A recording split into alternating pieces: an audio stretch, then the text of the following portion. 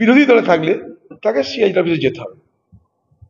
আর যদি সরকারি দলে থাকে এখানকার, তাহলে তাকে কিছু হুঁকে পড়লে সিবিআই দপ্তরে যেতে হবে।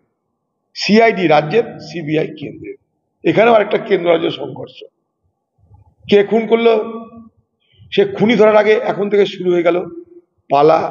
কিসের? দোষারোপের পালা। কে করলো আর না করলো তাই নিয়ে একটা রাজনৈতিক ভাষ্য তৈরি করা হবে। এ দেখো, এটা এরা করলো।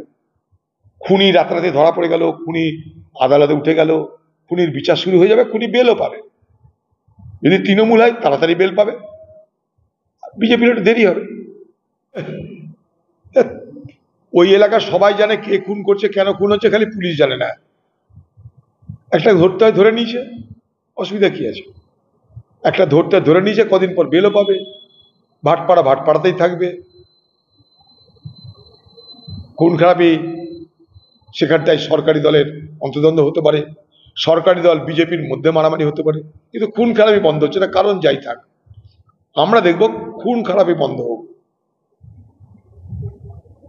কে করছে না করছে সেটা বড় কথা নয়, খুন করছে খুনিরা।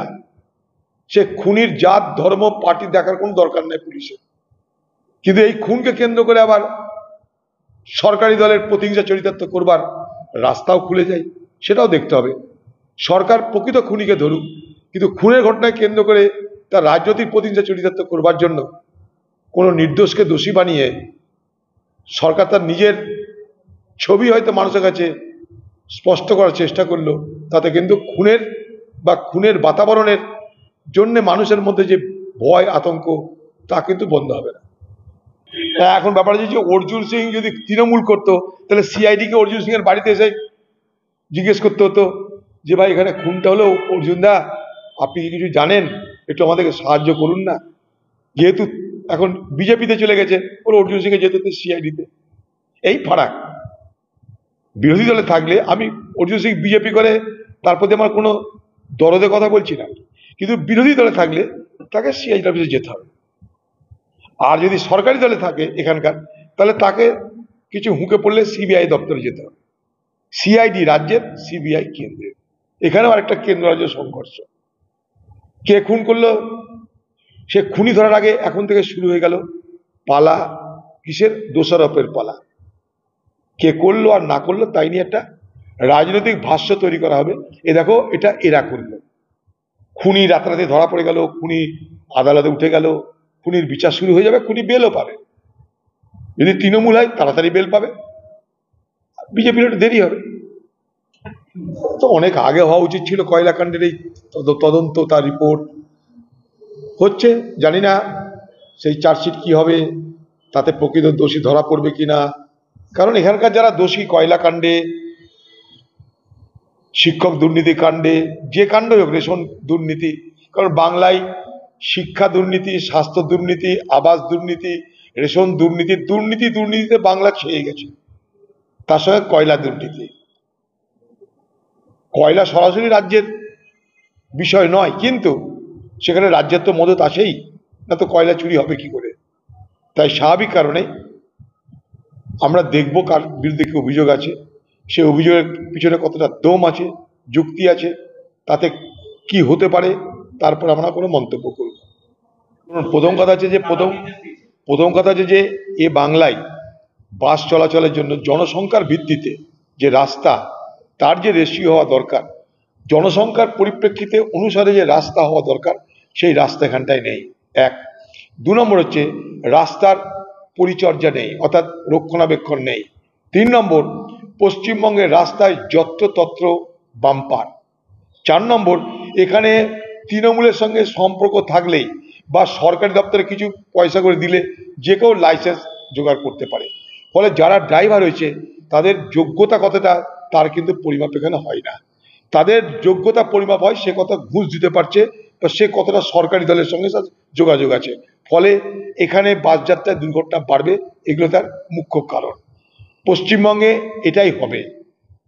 ঘটনা ঘটার পর একটা আলোচনা হবে, ঘটনা ঘটার পর একটা নির্দেশিকা হবে, তারপরে মুখ্যমন্ত্রী চলে যাবেন বেড়াতে। উত্তরবঙ্গে গিয়ে তিনি উন্নয়নের নামে উত্তরবঙ্গের ভোট লুটের ব্লুপ্রিন্ট তৈরি করে দিলেন। এই তো বাংলার মুখ্যমন্ত্রী। তিনি উত্তরবঙ্গে গেলেন ভোট লুটের ব্লুপ্রিন্ট করতে। তো যেখানকার মুখ্যমন্ত্রী এই কাজে ব্যস্ত থাকে সেখানে বাংলার কি হাল হতে পারে বুঝতেই পারছেন। এ পশ্চিমবঙ্গে সবই সম্ভব। বাংলাদেশ থেকে শুধু ঠিকাদার আসছে তা তো নয়, মানব পাচার হচ্ছে, শিশু পাচার হচ্ছে, ড্রাগ পাচার হচ্ছে, জাল নোট পাচার হচ্ছে, সবই বাংলা দিয়ে, বাংলা তার করিডোর। এই জন্যই বাংলা করিডোর, কারণ পশ্চিমবঙ্গে যে বর্ডার, সেই বর্ডার শতচ্ছিন্ন বর্ডার, তার সঙ্গে সঙ্গে পশ্চিমবঙ্গের যে প্রশাসন, সেই প্রশাসন হচ্ছে সহস্র ছিন্ন প্রশাসন। ফলে বর্ডার দিয়ে আসতে অসুবিধা নাই, কারণ বিএসএফ এর ক্ষমতা হচ্ছে না বর্ডারকে সিল করার, কারণ পোরাস বর্ডার, শতচ্ছিন্ন বর্ডার। পাশাপাশি অনুপ্রবেশ করার পর যে জায়গাটা, সেই রাজ্য, সেখানেও সব কিছু পাওয়া যায় অর্থের বিনিময়ে, যোগাযোগের বিনিময়ে। ফলে স্বর্গরাজ্যে রূপান্তরিত হয়েছে এই পশ্চিমবঙ্গ।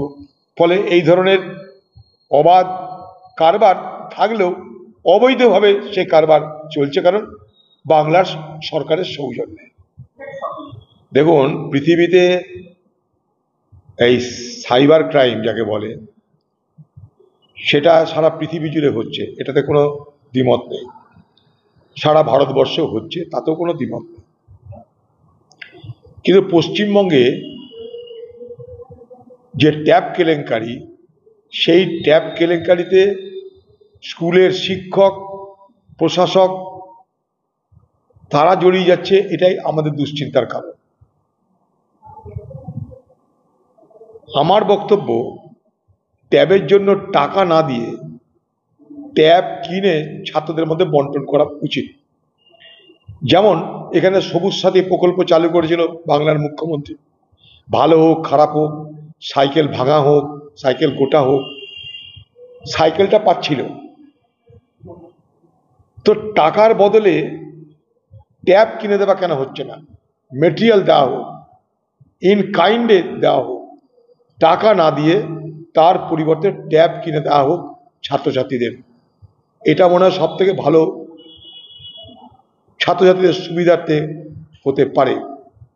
কারণ একটাই যে এই ট্যাবের টাকা, মনে করুন গরিব পরিবারের ছাত্রছাত্রী, তারা অন্য কোথাও খরচ করবে না, তার কি কোনো গ্যারান্টি আছে? ফলে আমার দাবি, ট্যাব নয়, টাকা নয়, টাকার বদলে ডাইরেক্ট ট্যাব দেওয়া হোক। টাকা দিয়ে ট্যাব কেনা নয়, টাকা না দিয়ে ট্যাব দেওয়া হোক, এটা আমার দাবি। তো সাপ্লায়ার না, মুঙ্গেরে অস্ত্রবাজার সবাই জানে, এখানে নামই আছে মুঙ্গেরি মাল। বাজারে যেমন কিনতে যান আপনারা কোনো কিছু, তখন তো ব্র্যান্ড দিতে হয়, যে ভাই আমি এই ব্র্যান্ডের জিনিস কিনবো, হয় টাটা কোম্পানির কিনবো, না এর রিলায়েন্স কোম্পানির কিনবো।